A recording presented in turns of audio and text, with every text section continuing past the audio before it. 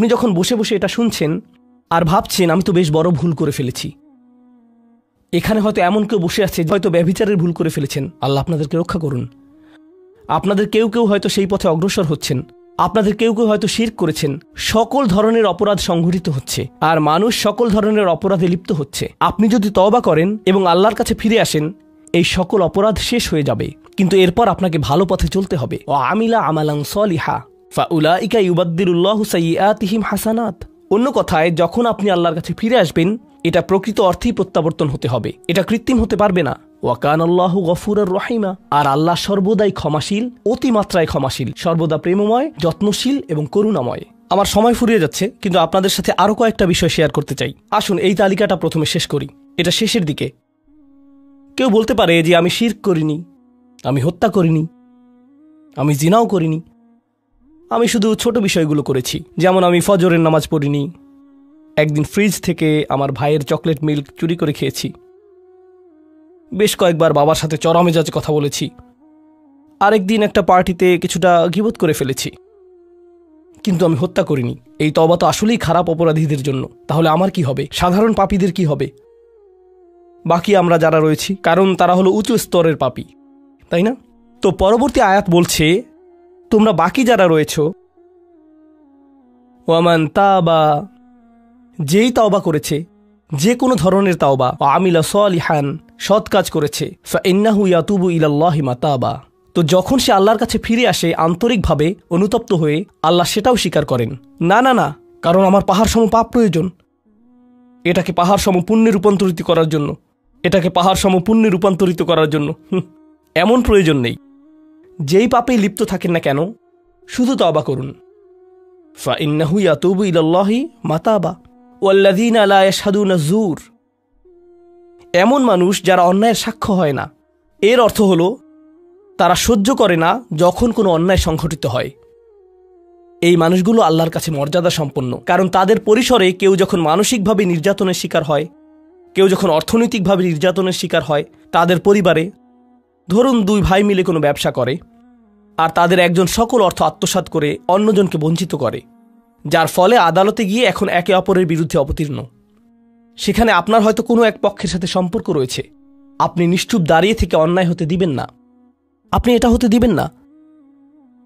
যদি এটা আপনার নিজের বাবার বিরুদ্ধেও যায়, যদি এটা আপনার স্বামী স্ত্রী বা সন্তানদের বিরুদ্ধেও যায়, আপনি অলসভাবে দাঁড়িয়ে থেকে অন্যায়কে সহ্য করবেন না, আপনি প্রতিবাদ করবেন। কমপক্ষে এর নীরব অংশীদার হবেন না, আপনি সে স্থান ত্যাগ করবেন। এর সাথে আমার কোনো সম্পর্ক নেই, আমি এর অংশ হতে চাই না। লা ইয়াশহাদুনা যুর, এর আরেকটা অর্থ হলো তারা মিথ্যা সাক্ষ্য প্রদান করে না। কখনো আপনার উপর চাপ থাকে এমন মানুষের পক্ষ অবলম্বন করার জন্য যারা অন্যায়কারী। আপনি জানেন যে তারা অন্যায়কারী, কিন্তু তারা বলে পরিবার আগে ভাই, অথবা বন্ধুত্ব সবার আগে। আর আপনি যদি এটা করেন, যদি আপনার আনুগত্য ভুল স্থানে প্রদান করেন, এটা জেনে শুনে যে আপনি ভুল, তাহলে এটা লা ইয়াশহাদুনা যুর এর লঙ্ঘন। আয়াতটির দ্বিতীয় অংশ, ওয়া ইযা মাররু বিল্লাগwi মাররু কিরামা, এটাও অসাধারণ। এই আয়াতে আল্লাহর কাছে আপনাকে অসাধারণ বানিয়েছে কোনটি? আপনি একটা আসরে রয়েছেন, বন্ধুরা সবাই ঘুরে বেড়াচ্ছে, অথবা আপনি হয়তো কোনো হোয়াটসঅ্যাপ গ্রুপে আছেন।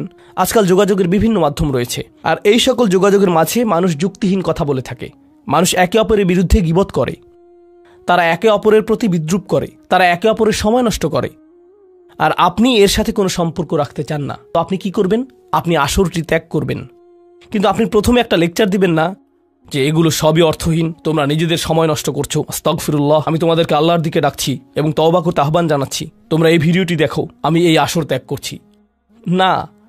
অথবা আপনি কোনো পার্টিতে রয়েছেন আর বললেন আস্তাগফিরুল্লাহ, তোমরা সবাই গীবত করছো, আমি এখান থেকে চলে যাচ্ছি। ওয়া ইযা মাররু বিল্লাগwi মাররু কিরামা, যখন তারা এই ধরনের আসরের পাশ দিয়ে যায়, যখন তারা এই ধরনের পরিস্থিতির সম্মুখীন হয়, তারা সেখান থেকে বেরিয়ে আসে সম্মানজনক উপায়ে, মাররু কিরামা।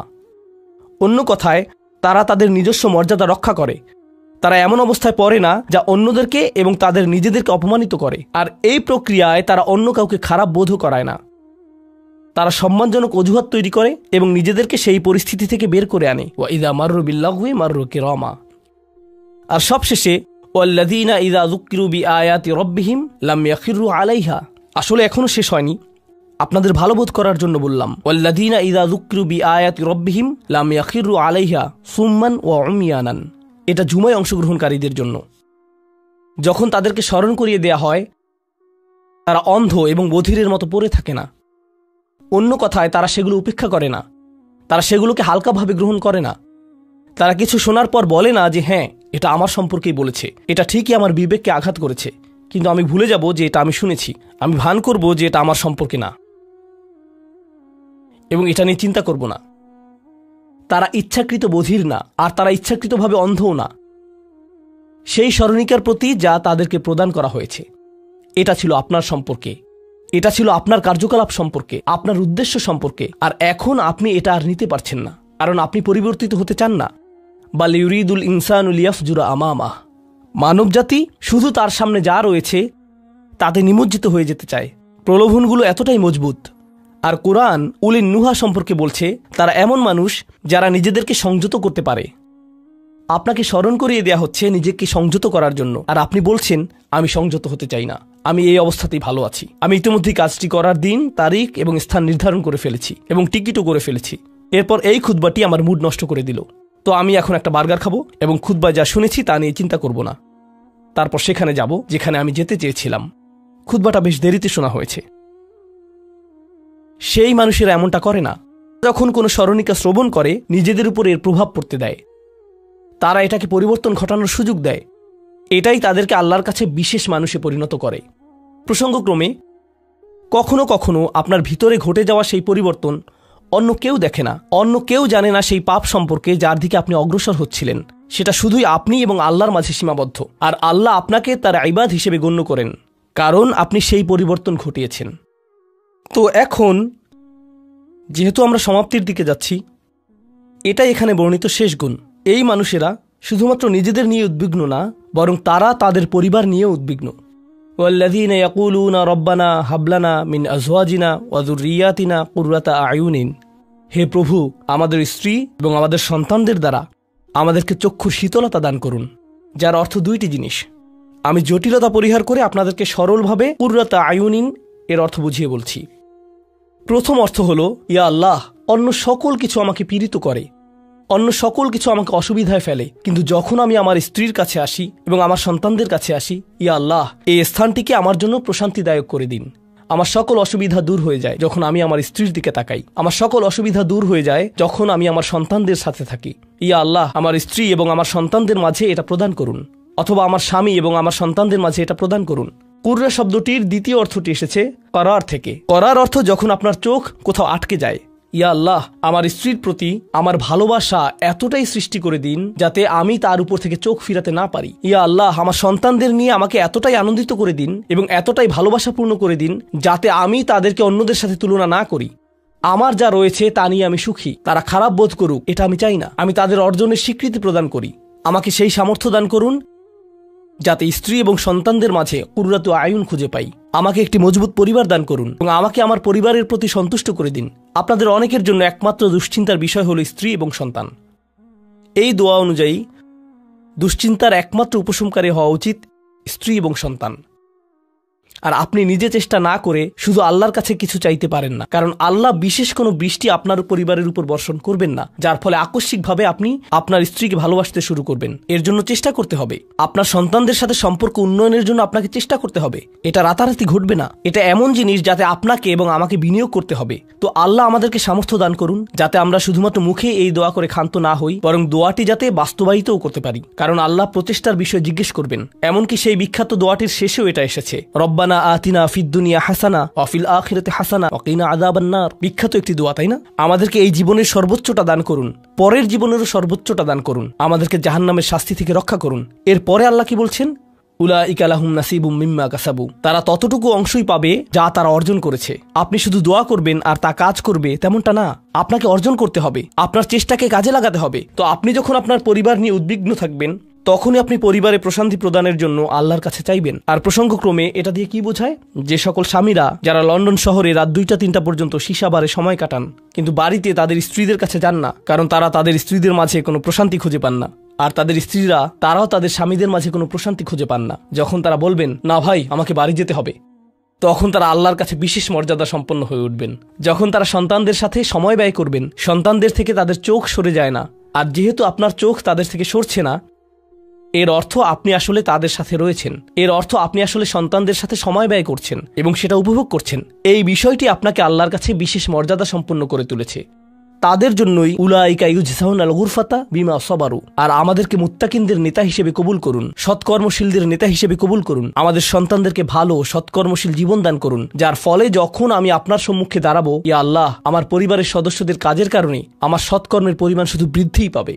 এখন এই সব কিছুর পরে উলাইকা ইউজসাউনাল গুরফাতা বিমা সাবারু, এই মানুষদেরকে প্রদান করা হবে সুউচ্চ প্রাসাদ, তারা যে ধৈর্য প্রদর্শন করেছে তার প্রতিদান স্বরূপ। লক্ষ্য করুন, এখানে আল্লাহ বলছেন তারা যে ধৈর্য প্রদর্শন করেছে তার প্রতিদান স্বরূপ। আপনি যদি এই তালিকার প্রথমে যান, যারা তাদের জিহ্বা সংযত করে, যখন মূর্খ লোকেরা তাদের সাথে কথা বলে তারা বিনয়ী, তারা জিহ্বা সংযত করে, যারা আল্লাহ ছাড়া অন্য কারো ইবাদত করে না, যারা আল্লাহর ইবাদত করে রাতের গভীরে, এই তালিকাটি যা আমরা আলোচনা করলাম তাদের প্রত্যেকেরই প্রয়োজন অধ্যাবসায়, মজবুতি, দৃঢ়তা এবং প্রতিজ্ঞা।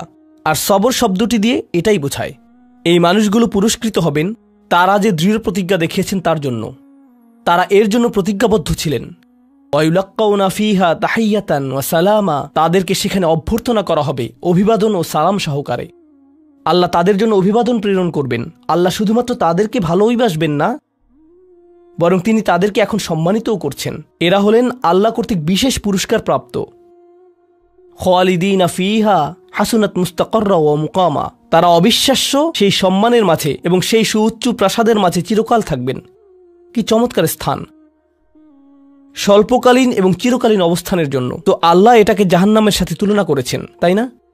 জাহান্নামীরা বলবে, আমি এখানে স্বল্পকালের জন্যও থাকতে চাই না, চিরকালের জন্যও থাকতে চাই না। আল্লাহ বলেছেন, জান্নাতের স্বাদ যদি তুমি সামান্য পরিমাণেও পাও, তুমি এটা আকাঙ্ক্ষা করবে, তুমি এটা চিরকালের জন্য চাইবে। আল্লাহ আমাদের সকলকে চিরকালের জন্য জান্নাতে প্রবেশ করান। আমরা সর্বশেষ আয়াতে এসেছি।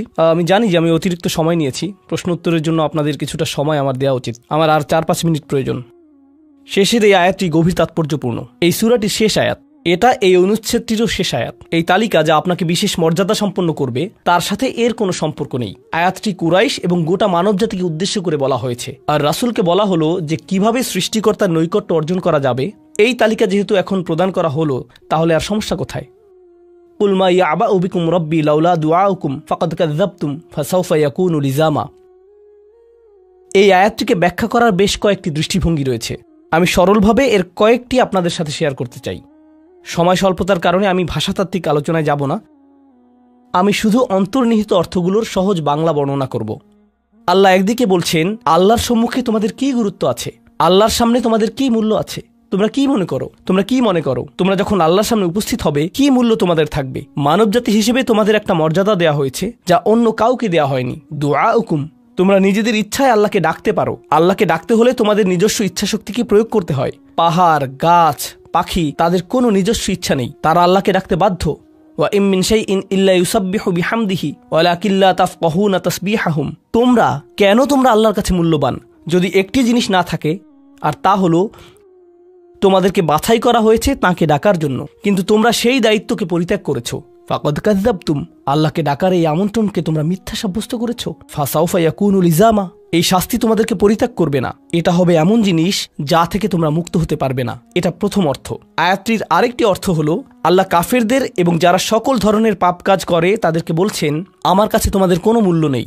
আর তোমাদের এখনো টিকে থাকার একমাত্র কারণ হলো তোমাদের মধ্যে কিছু মানুষ রয়েছে যারা এখনো আমাকে ডাকে। পৃথিবীর বুকে এখনো কিছু ইমানদার রয়েছে যারা এখনো আল্লাহর উদ্দেশ্যে ক্ষমা প্রার্থনা করে, আর তারাই একমাত্র কারণ যে জন্য তোমরা এখনো বেঁচে আছো। আয়াতের তৃতীয় অর্থটি কাফেরদের উদ্দেশ্যে এবং এমন মুসলিমদের উদ্দেশ্যে যারা আল্লাহ থেকে অনেক দূরে রয়েছে, তাদের জন্য এটা প্রযোজ্য। আল্লাহ বলেছেন, তোমাদের কি মূল্য রয়েছে আমার কাছে? তোমরা নামাজ পড়ো না, তোমরা আনুগত্য করো না, তোমরা হালাল উপার্জন করো না, তোমরা সকল আদেশ লঙ্ঘন করো, কিন্তু কোনো কারণে মরিয়া হয়ে যদি তুমি আমাকে ডাকো, তারপরও আমি তোমাকে যথাযোগ্য মূল্যায়ন করব। এখনো তোমাকে সুযোগ দিয়ে যাচ্ছি, লাউলা দুআউকুম, কিন্তু মোটের উপর তুমি এখনো এই সকল কিছুকে মূল্যহীন বিবেচনা করছো। তুমি স্বীকার করছো না যে আমি তোমাকে যা কিছু দিয়েছি এবং যা কিছু করতে বলেছি তা আসলে তোমার কাছে অর্থবহ। তুমি এই সকল কিছুকে মূল্যহীন এবং মিথ্যা বিবেচনা করছো। তোমার এই স্বভাব পরিবর্তন করো, কারণ শীঘ্রই এটা স্থায়ীভাবে লেগে থাকা শাস্তিতে পরিণত হবে। আল্লাহ এটা বলেননি যে তোমাকে শাস্তি দেয়া হবে, বরং তিনি বলেছেন শীঘ্রই তোমাকে শাস্তি দেয়া হবে, শীঘ্রই তুমি এটা থেকে আর মুক্ত হতে পারবে না। অর্থাৎ তোমার জন্য এখনও সুযোগ রয়েছে, বদলে যাও। আয়াতটির আরেকটা অর্থ হলো, হে কুরাইশরা, যদি আল্লাহ তোমাদেরকে কোরআনের মাধ্যমে আহ্বান না করতেন তাহলে অন্য কোন জিনিস তোমাদেরকে মূল্যবান সাব্যস্ত করত? আল্লাহ তোমাদেরকে এই কিতাবটি দিয়ে সম্মানিত করেছেন, আর সর্বোপরি আল্লাহ আপনাকে এবং আমাকে এই কোরআন দিয়ে সম্মানিত করেছেন। তারপরেও তোমরা এটাকে সম্পূর্ণরূপে অগ্রাহ্য করছো। তোমরা এই কিতাবের কোনো মূল্যায়ন করছো না, আল্লাহর এই বাণীকে মূল্যায়ন করছো না। এখনও সময় আছে, নিজেকে সংশোধন করো। এবং আল্লাহ তার কথা বলার জন্য যে তোমাদেরকে বেছে নিয়েছেন তার গুরুত্ব অনুধাবন করো। আয়াতটির সর্বশেষ অর্থ, আল্লাহ তোমাদেরকে শাস্তি দেওয়া পছন্দ করেন না। আয়াতাংশটির ভাষাতাত্ত্বিক একটি অর্থ হলো, তোমাদেরকে শাস্তি দেওয়ার জন্য আল্লাহ আগ্রহী নন। তাঁর কোনো উদ্দেশ্য এবং আকাঙ্ক্ষা নেই তোমাদেরকে শাস্তি দেওয়ার। কিন্তু আল্লাহ ছাড়া অন্য কাউকে ডাকার যে অপরাধ তোমরা সংঘটিত করেছ তা এতই বড় যে এর জন্য শাস্তি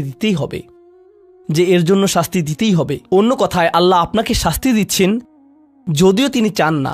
মা ইয়াফআলুল্লাহু বিআযাবিকুম, তোমাদেরকে শাস্তি দিয়ে আল্লাহর কোনো প্রাপ্তি নেই। আপনাকে শাস্তি দিয়ে আল্লাহর কী পাওয়ার আছে? আল্লাহ এখানে বলছেন, আমি তোমাদেরকে শাস্তি দিতে চাই না, কিন্তু তোমাদের অপরাধগুলো অনেক বড়, আর শীঘ্রই এই শাস্তি স্থায়ী হয়ে যাবে। এই মুহূর্তে এগুলো অস্থায়ী, তোমরা এগুলো মুছে ফেলতে পারো। তাই এখনো ফিরে আসো, আল্লাহর দিকে ফিরে আসো। আমাদেরকে এই সকল সুযোগ দেবার পর শুধুমাত্র তার কাছে ফিরে আসাই না, বরং তার নৈকট্য লাভের সুযোগ দেওয়ার পর সবশেষে তিনি বলছেন, কেন তোমরা শাস্তি পেতে চাও? আমি তো তোমাদেরকে শাস্তি দিতে চাই না, তোমরা শুধু ফিরে আসো। আল্লাহ সহজ করে দিন যাতে আমরা এই বিষয়গুলোকে হৃদয়ের গভীর থেকে অনুধাবন করতে পারি, এবং তিনি আমাদেরকে তাদের অন্তর্ভুক্ত করুন যাদের প্রভাবে চারপাশের পথভ্রষ্ট মানুষদের এবং চারপাশের আল্লাহর অবাধ্য মানুষদের হৃদয়ও কোমল হয়ে যায় এবং তারাও আল্লাহর কাছে প্রত্যাবর্তন করে। বারাকাল্লাহু লি ওয়া লাকুম ফিল কুরআনিল হাকিম ওয়া নাফা'নি ওয়া ইয়্যাকুম বিল আয়াতি ওয়া যিকরিল হাকিম।